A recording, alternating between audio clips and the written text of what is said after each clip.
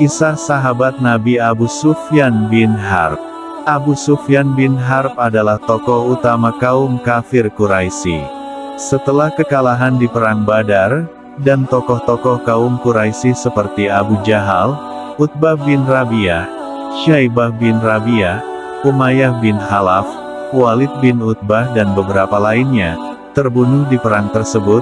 Abu Sufyan yang muncul sebagai pemimpin Quraisy Makkah, layaknya ia seorang raja saja. Pada hari pembebasan atau penaklukan kota Makkah, Fathul Makkah, Abu Sufyan bin Harb sama sekali tidak diusik oleh Nabi Shallallahu Alaihi Wasallam. Padahal beberapa tokoh Quraisy yang sama kerasnya memusuhi Islam seperti dirinya sempat dihalalkan darahnya, boleh dibunuh, walaupun memang pada akhirnya banyak yang diampuni oleh beliau.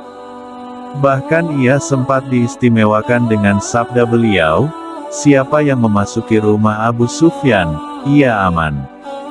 Memang, ketika Nabi Shallallahu Alaihi Wasallam bersiap-siap menggerakkan pasukan ke Makkah, Abu Sufyan telah berada di Madinah dengan maksud memperbaharui perjanjian Hudaibiyah. Ia sempat singgah di rumah putrinya yang juga istri Rasulullah Shallallahu Alaihi Wasallam, Ummu Habibah, tetapi ia tidak mendapat sambutan yang menggembirakan. Bahkan untuk duduk di tikar milik Rasulullah Shallallahu Alaihi Wasallam saja ia dilarang oleh putrinya tersebut, dengan alasan masih kotor, yakni musyrik. Abu Sufyan sempat berbicara dengan Nabi Shallallahu Alaihi Wasallam tetapi beliau agak mengabaikannya. Ia juga meminta jaminan perlindungan kepada beberapa sahabat, termasuk Ali bin Abi Thalib, tetapi ia tidak memperoleh apa yang diharapkan. Kebanyakan dari mereka merasa takut, karena Nabi Shallallahu Alaihi Wasallam telah memutuskan untuk menyerang dan menaklukkan kota Makkah. Namun demikian ia memutuskan untuk tetap bersama pasukan muslimin yang sedang bergerak menuju Makkah. Ketika pasukan muslim tiba di Mar Az-Zahran, dengan bantuan Abbas bin Abdul Muthalib, paman Nabi Shallallahu Alaihi Wasallam, Abu Sufyan berhasil menemui Nabi Shallallahu Alaihi Wasallam, dan akhirnya ia memeluk Islam atas dorongan dari Abbas. Entah apa motivasi dasarnya, tetapi yang jelas ia mengungkapkan kekaguman dan pengakuannya bahwa pasukan muslim begitu besar, dan orang-orang Quraisy tidak akan mampu menahan jika Nabi Shallallahu Alaihi Wasallam benar-benar menyerang Makkah. Pada malam harinya pada hari penaklukan Makkah itu, istrinya, Hindun berkata kepada Abu Sufyan bin Harb, "Sesungguhnya aku mau berbaiat kepada Rasulullah Shallallahu Alaihi Wasallam. Aku melihat kamu ini masih kufur," kata suaminya. Hindun pun berkata, "Demi Allah,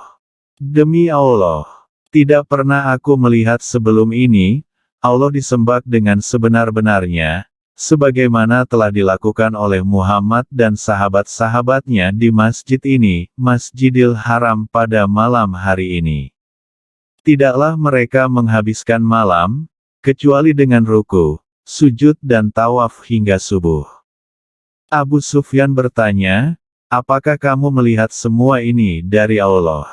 "Ya, ini memang dari Allah," kata Hindun dengan tegas. Pagi harinya, ketika ia menemui Rasulullah Shallallahu Alaihi Wasallam, tiba-tiba beliau berkata kepadanya, "Semalam engkau telah bertanya kepada Hindun, apakah ini semua dari Allah?"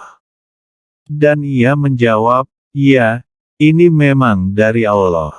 Seketika Abu Sufyan memandang Nabi Shallallahu Alaihi Wasallam penuh kekaguman.